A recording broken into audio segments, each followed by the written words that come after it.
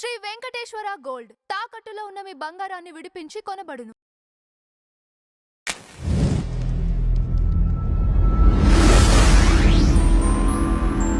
ఇక్కడ ఇది మనీ ట్రయల్కి సంబంధించింది. ఒకవేళ ఇది నిర్ధారణ అయితే ఇప్పుడు ఈ కేసు కంప్లీట్గా క్లోజ్ అయ్యే అవకాశం ఉంటుందా? ఒకటే విషయం అండి, ఈ మనీ ట్రయల్ అన్నది ఒకవేళ మొత్తం బయటికి వస్తే రెండు లాభాలు ఉన్నాయి. ఒకటి, ఎవరి దగ్గర నుంచి ఎలాగ డబ్బు వెళ్ళింది అన్నది మాత్రమే ఈడీ చూస్తుంది. ఓకే, ఈ మనీ ట్రయల్ బ్లాక్ మనీయా కాదా అన్నది ఈడీ చూస్తుంది. కానీ ఇక్కడ సిబిఐకి ఒక మంచి పని ఏంటంటే, సిబిఐకి ఒక అడిషనల్ ఫ్యాక్ట్ ఏంటంటే, ఒకసారి మనీ ట్రయల్ ప్రూవ్ అయితే మర్డర్ ట్రయల్ కూడా ప్రూవ్ అయినట్టుగా. Correct, right. సో ఈ సంస్థ చేసే ఎంక్వైరీ వల్ల ఆ సంస్థకి కూడా ఎఫెక్ట్ పడుతుంది. ఓకే ఓకే, నిజంగానే ఫలానా వ్యక్తికి, దస్తగిరి అనే వ్యక్తికి 10 కోట్ల రూపాయల ఆఫర్ అన్నది వెళ్ళిందని ఈడీ నిరూపించింది. అంటే ఎవరిచ్చారు దస్తగిరికి అన్నది కూడా ఈడీ నిరూపించింది. అయిపోయింది కదా, సిబిఐ కేసు సాల్వ్. ఓకే, అంటే మర్డర్ చేయించిన వ్యక్తి ఎవరో ఇండైరెక్ట్గా ఈడీ చెప్పినట్టు. రైట్, అవును. దాన్నే తీసుకెళ్లి కోర్టులో పెడతారు. ఓకే, యాక్చువల్గా ఏంటంటే ఈ కేసు కరెక్ట్గా ఫాలో అప్ అవ్వలేదండి. ఎందుకు అవ్వలేదంటే, జనరల్గా ఇలాంటి కేసులు జరిగినప్పుడు ఏం చేస్తారు, ఎవరి మీద అయితే సందేహం ఉందో వాళ్ళని కస్టడీలోకి తీసుకుంటారు. తీసుకొని విచారణ చేస్తారు. వాళ్ళకు కొన్ని పద్ధతులు ఉంటాయి. ఆ పద్ధతులు అంటే కొడతారన్నా నేను, కొన్ని పద్ధతులు, టెక్నికల్ పద్ధతులు ఉంటాయి, విచారణ చేస్తారు. కానీ ఈయనని అట్లీస్ట్ కస్టడీలో కూడా తీసుకొని ఇవ్వలేదు జగన్మోహన్ రెడ్డి గారు. కరెక్ట్. వాళ్ళు వచ్చిన వాళ్ళంతా మొత్తం ఆంధ్రప్రదేశ్ పోలీసు వ్యవస్థ మొత్తం సిబిఐకి అడ్డంగా గోడలాగా నిలబడింది. కార్యకర్తలు వెనకాల నిలబడి, కార్యకర్తలు ఉన్నారు. Correct. Law and order situation వస్తుంది, we cannot handle the state అని చెప్పి పోలీసులు చేతులు ఎత్తేస్తే అప్పుడు ఏం చేయాలో అర్థం కాక సిబిఐ రిటర్న్ వెళ్ళిపోయింది. నేనేమంటానంటే, ఎవరు అవినాష్ రెడ్డి గారు కజినే కదా, సునీత గారు ఎవరండి కజినే కదా. ఇద్దరు కజిన్స్ ఉన్నప్పుడు ఎందుకు మీకు ఒక వ్యక్తి మీద అంత ప్రేమ? ఓకే ఓకే, ఏదో ఒక లింక్ ఉంటుందిగా. మీరు అవినాష్ రెడ్డి గారిని కాపాడిన ప్రతిసారి వివేకానంద రెడ్డి గారి హత్య కేసులో మీ మీద వేళ్ళు ఎత్తవలసి వస్తుంది. ఓకే, మీ మీద డౌట్ వస్తుంది. ఇప్పుడు ఎందుకు అవినాష్ రెడ్డిని కాపాడుతున్నారు జగన్మోహన్ రెడ్డి గారు, ఎందుకు సునీత గారికి న్యాయం చేయట్లేదు అంటే, మేబీ మరి ఈయన ఇన్వాల్వ్మెంట్ ఏమైనా ఉందా అని డౌట్ వస్తుందా రాదా? ఓకే, ఎవరికైనా వస్తుంది. నేను ఉంది అని ఏం ధృవీకరించను, అదే, కానీ డౌట్ వస్తుంది కదా. ఓకే, అదే ఒక అన్న, సేమ్ ఇద్దరు కజిన్స్ ఉంటే ఒకరికి న్యాయం చేయడం ఏంటి, ఇంకోరికి కూడా న్యాయం చేయాలి కదా. Correct correct. లేదు నేనేం న్యాయం చేయను, నాకు తెలియదు కదా, నేనేం న్యాయం చేయలేను అన్నప్పుడు మీరు న్యూట్రల్గా ఉండాలి. సిబిఐ ఎంక్వైరీ చేసుకొనివ్వండి, అరెస్ట్ చేస్తారా చేసుకొనివ్వండి, ఎంక్వైరీ చేస్తారా చేసుకొనివ్వండి, నిజం బయటికి రానివ్వండి. నేను కూడా ఇంత, నా బాబాయ్ చచ్చిపోయాడు అని కదా చెప్పేది. అలా చేయాలి న్యూట్రల్గా ఉంటే. కానీ న్యూట్రల్గా లేరు, మీరు ఒక సైడ్ ఉన్నారు, మీరు కాపాడే ప్రయత్నం చేస్తున్నారు అంటే డౌట్ రాదా? జరా మినీతించండి. ఈ కేసులో అందరూ టెక్నికాలిటీ తీసుకెళ్తున్నారు. ఫలానా మొబైల్ ఎక్కడుంది, ఆ టైంలో టవర్ ఎక్కడుంది, ఈ టైంలో, ఇవాళ రేపు మేధావులు కొంతమంది పుట్టుకొచ్చారు టెక్నికల్ ఇష్యూస్లో. నేనేమంటాను, టెక్నికల్ వద్దండి, నార్మల్గా లేమ్యాన్ లాంగ్వేజ్లో, అన్ని సీమ భాషలో ఈ ప్రశ్నలు క్లియర్ కదా. కరెక్ట్. మీరు ఒక వ్యక్తికి ఎందుకు చేస్తామంటున్నారు? సరే, అవినాష్ రెడ్డి గారు పట్టుబడ్డారు, సిబిఐ వాళ్ళు తీసుకెళ్లేవారు, ఎంక్వైరీ చేసేవాళ్ళు. నిజంగానే అవినాష్ రెడ్డి గారు ఒకవేళ ఆ తప్పు చేశారు అనుకుందాం అనుకుంటే మరి మీ బాబాయ్కి న్యాయం జరిగేదిగా. లేదు, అవినాష్ రెడ్డి గారు ఆ తప్పు చేయలేదు అని సిబిఐ డిక్లేర్ చేసింది, అయిపోయా, మీ బాబాయ్కి న్యాయం జరిగినట్టేగా. అవినాష్ రెడ్డి గారు క్లీన్ చిట్తో వస్తాడుగా. ఎందుకు మీరు ఫస్ట్ అన్నారు ఒకటి, ఆ టైంలో అడ్డుపడాల్సిన అవసరం సహకరించవచ్చు, ఈ కేసులో సహకరించవచ్చు. వాస్తవానికి నీతి నిజాయితీ కలిగిన వ్యక్తి ఎవరైనా, మీరైనా నేనైనా జగన్ గారైనా సహకరించాలి. ముఖ్యమంత్రి స్థాయిలో ఉన్నటువంటి వ్యక్తి ఏం చేయాలి? సహకరించాలి. కానీ నేను సహకరించను, law and order situation create చేస్తా అని చెప్పి ఆ రోజు ఆలోచించారు.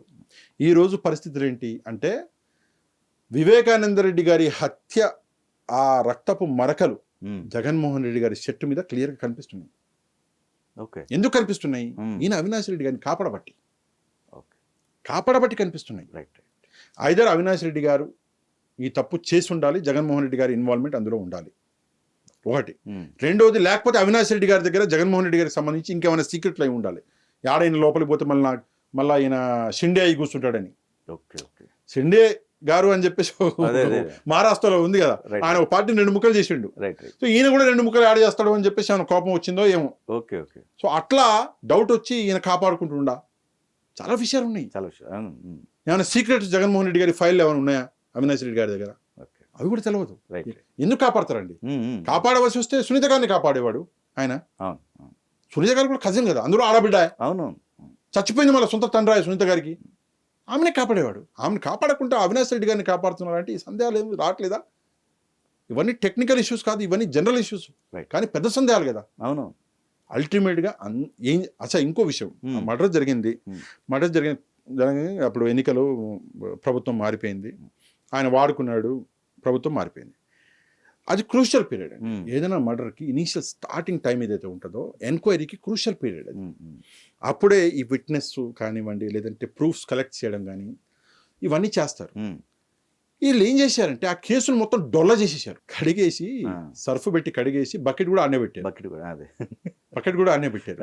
ఆ బకెట్లో ఎర్రగా రక్తం కనిపిస్తుంది. అదే దరిద్రం ఏంటంటే ఫోటోలు తీస్తే ఆ బకెట్ ఆ ఫోటోలో ఉంది. నా దగ్గర ఉండుంటాయి ప్రూఫ్స్ కూడా. Right right. అదే నేనేమంటానంటే, సరే మీరు వెళ్ళారు చీకట్లో, మీకు ముందేం కనిపించలే, తర్వాత రక్తం కనిపించిందని కదా మీరు తుడిచింది. జనరల్గా ఎందుకు తుడుస్తాడు ఎవడన్నా? రక్తం కనిపించిందని తుడిచారు అంటే మీరు ప్రూఫ్స్ని మాయం చేశారు, అంతేగా? అంతే కదా. మర్డర్ సీన్ నుంచి మీరు ఏదైనా సరే ఒక ఐటమ్ని ఇక్కడ నుంచి తీసి అక్కడ పెట్టినా కూడా అది మీరు ప్రూఫ్స్ మాయం చేసినట్టే. అంతే, కరెక్ట్. సో మీరు అదే చేశారు. వాళ్ళు ఏమంటారు, లేదు లేదు శవాన్ని పడుకోబెట్టడానికి అంతే క్లీన్ చేసినాము, బయట వరండా లేదా, వేరే రూమ్లు లేవా, బయట ప్రపంచం లేదా, మొత్తం పులివెందులో ఉంది. ఆంచి ఈడికి తీసుకొచ్చి పండబెట్టే బదులు ఈంచి ఈడికి తీసుకొచ్చి పండబెడితే అయిపోయిందిగా. మరి ఒక విషయం అండి, ఐదర్ జగన్మోహన్ రెడ్డి గారు, అవినాష్ రెడ్డి గారు వాళ్ళకి వాళ్ళు తెలివిగల వాళ్ళు అనుకుంటున్నారు, లేదంటే మనల్ని పిచ్చోళ్ళు అనుకుంటున్నారు. ఇంతే డిఫరెన్స్.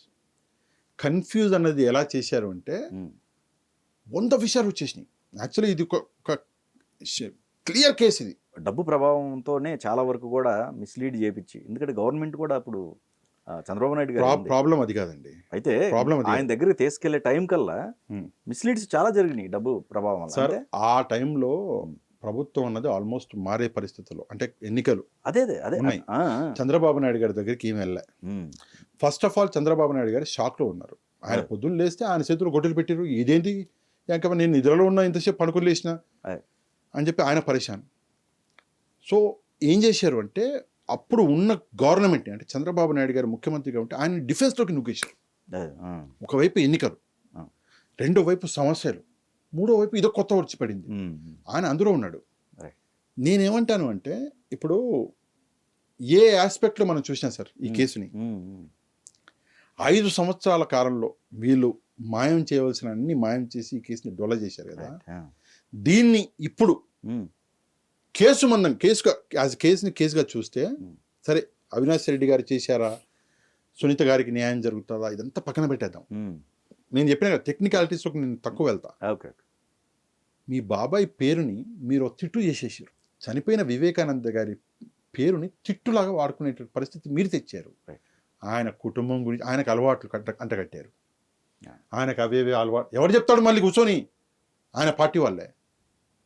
అది ఆయనకు ఆడవాళ్ళ వీక్నెస్ ఉంది, ఆయన అది చేసేవాడు. ఆయన ఏమండి, చచ్చిపోయిన వ్యక్తుల గురించి మనం మాట్లాడడం కదండి, సంస్కారం కదండి.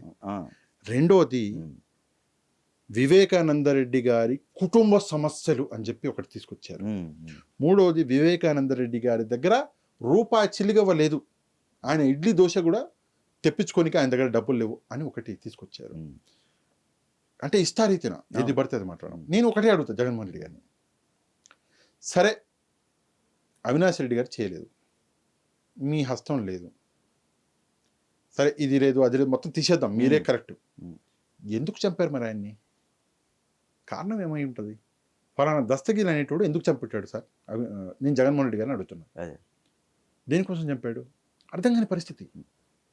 నిన్నటిదాకా బాగానే ఉన్నాడు, నిన్నటిదాకా వెళ్ళిండు, అది మొత్తం అది ఎలక్షన్స్కి సంబంధించిన వర్క్ మొత్తం చేసుకొచ్చిండు, మొత్తం అంతా బాగానే ఉంది. సడన్గా రాత్రి వచ్చి ఇంట్లోకి వెళ్ళడము, పొద్దున్న శవం అయితే వెళ్ళడము, ఏం జరిగి ఉంటుంది?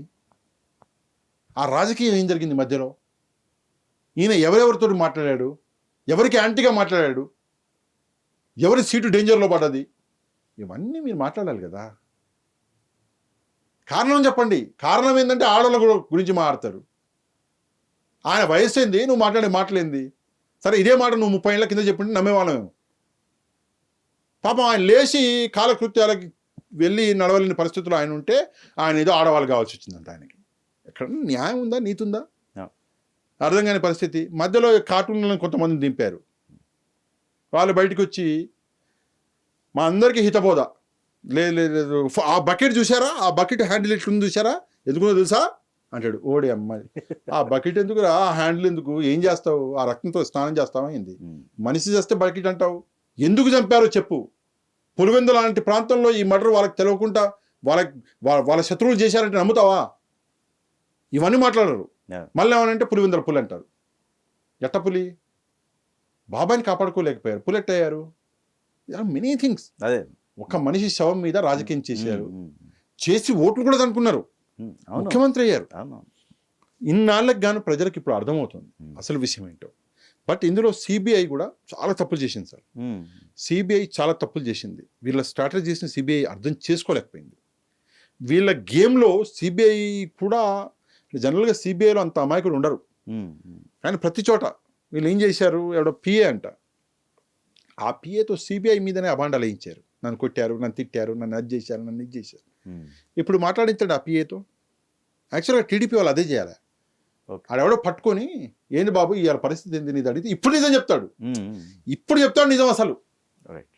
సో అవన్నీ చేయాలి. కానీ చెప్పాను కదా, టీడీపీ వాళ్ళకి ఇట్లాంటి పనులు చేయడం అలవాట్ల, కుట్రలు చేయరు. నాకు అర్థమైపోయింది ఈ 6 నెలల్లోనే నాకు అర్థమైంది వీళ్ళ అమాయకులు, వాళ్ళ కుట్రలు మనం కష్టం, చాలా అమాయకులు.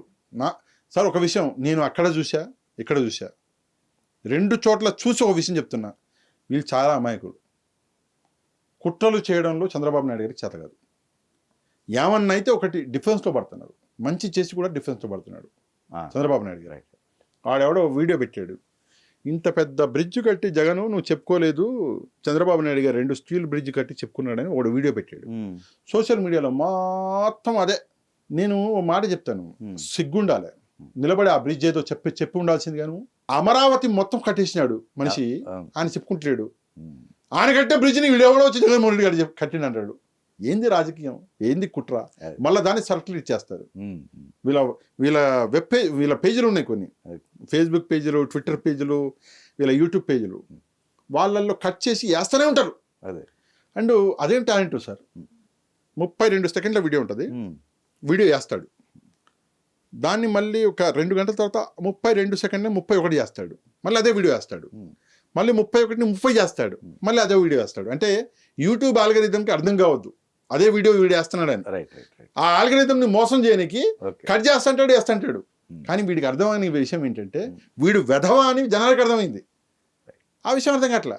అండ్ టీడీపీ వాళ్ళు కూడా ఎక్కడ దాన్ని రియాక్ట్ అవ్వాలా, నాకు ఇంత అంటే అయి ఉంటారు, మేబీ నేను చూడలేదేమో, రియాక్ట్ అవ్వాలి. ఇప్పుడు నేను రియాక్ట్ అవ్వాల్సి వచ్చింది. అట్లాంటి రెగ్యులర్ జరుగుతూ ఉంటాయి. ఎట్లా సార్ ఇట్లయితే ఇది ఘోరం. అందుకే నేను చెప్పా, ఇది అంజి గారు మీ బాధ్యత, నా బాధ్యత, అంటే మనలాంటి వాళ్ళ బాధ్యత ఇట్లాంటి ప్రభుత్వాన్ని కాపాడుకోవడం. ఈరోజు మీరైనా సరే నేనైనా సరే ఏం చూస్తున్నాం, జనాలకు జరిగే మంచి చూస్తున్నాం. అంతే కదా, వేరే ఏముంటుంది సార్ మీకైనా నాకైనా గోలు, రాష్ట్రానికి మేలు జరగాలండి. అందువల్ల మన బాధ్యత ఈ ప్రభుత్వాన్ని కాపాడుకోవడం. That is the most important thing. వాళ్ళు ఆలోచించరు, టీడీపీ వాళ్ళు ఏదో వాళ్ళ పరిపాలన వాళ్ళు చేసుకుంటూ పోతున్నారు కానీ ఈ ప్రభుత్వాన్ని కాపాడుకోవడం అన్నది మనలాంటి వాళ్ళ బాధ్యత. అందుకే సీరియస్గా దీని మీద వర్క్ చేయాల్సిన అవసరం ఉంది. వాళ్ళ తప్పులు ఎండగట్టాలి. వర్క్ అంటే కుట్రలొద్దు, మనమేం కుట్రలు చేస్తామండి, వాళ్ళు చేసే కుట్రల్ని ఎండగడితే చాలు.